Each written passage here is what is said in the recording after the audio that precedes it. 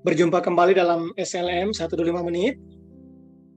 Kita akan bersama-sama belajar hari ini tentang kebangkitan Yesus Kristus. Pertama-tama saya mengucapkan selamat Paskah, selamat merayakan hari kemenangan, Day of Victory, hari kemenangan di mana Yesus Kristus Tuhan kita setelah mati disalibkan, dikuburkan, bahkan hari yang ketiga bangkit.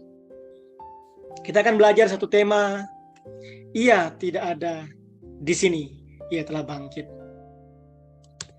Lukas 24 ayat 5-7, saya akan membacakan bagian firman Tuhan ini yang menjadi dasar perenungan kita saat teduh kita hari ini.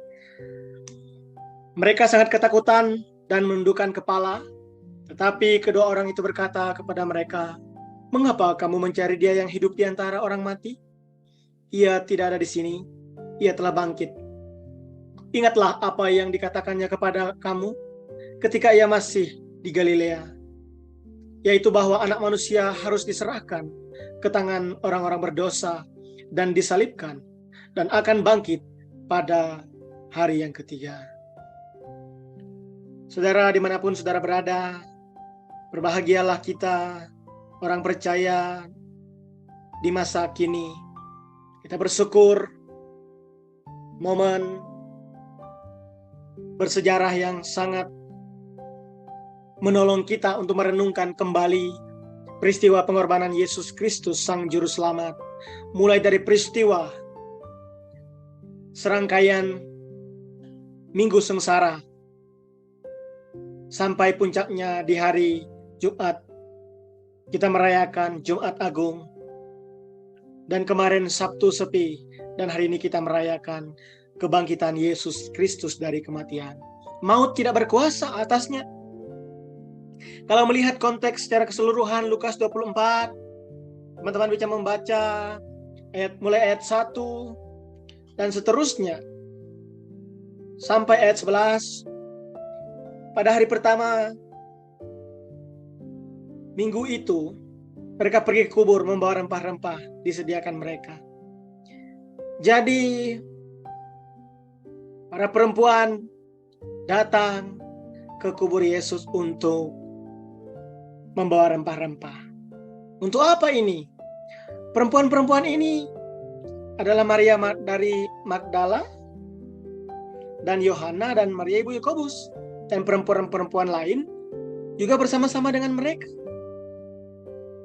Ini orang-orang yang datang pagi-pagi ke kubur itu membawa rempah-rempah untuk merempahi atau memberikan rempah-rempah kepada mayat Yesus. Tidak ada terpikir dalam benak mereka bahwa Yesus bangkit dari kematian.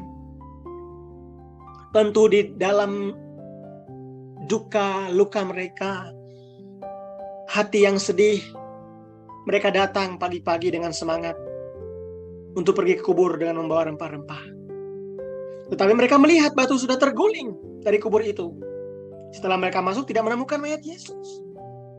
Sementara mereka berdiri termangu-mangu di ayat 4. Tiba-tiba ada dua orang berdiri dekat mereka memakai pakaian yang berkilau-kilauan. Sampai ayat 5 yang kita baca. Mereka sangat ketakutan dan menundukkan kepala. Tetapi kedua orang itu berkata kepada mereka, "Mengapa kamu mencari Dia yang hidup di antara yang mati?" Ini suatu pernyataan yang luar biasa. Seharusnya perempuan-perempuan ini tahu apa yang sudah dikatakan oleh guru mereka semasa dia hidup bersama-sama. Ayat 6 dikatakan, "Ia tidak ada di sini," kata malaikat itu. "Ia telah bangkit. Ingatlah apa yang dikatakannya kepada kamu ketika ia masih di Galilea, yaitu bahwa Anak Manusia harus diserahkan ke tangan orang-orang berdosa dan disalibkan, dan akan bangkit pada hari yang ketiga." Mereka lupa peristiwa itu. Mereka lupa apa yang dikatakan oleh Yesus, sang guru mereka, semasa masih hidup. Kita belajar hari ini, saudaraku, bahwa Tuhan kita tidak hanya Tuhan yang mati, rela mati untuk manusia yang berdosa, umat ketebusannya. Tetapi Dia adalah Tuhan yang hidup, yang bangkit dan menang dari kematian. Kemenangannya membawa perubahan. Kemenangannya membawa damai sejahtera. Kemenangannya membawa harapan dan semangat yang baru buat kita.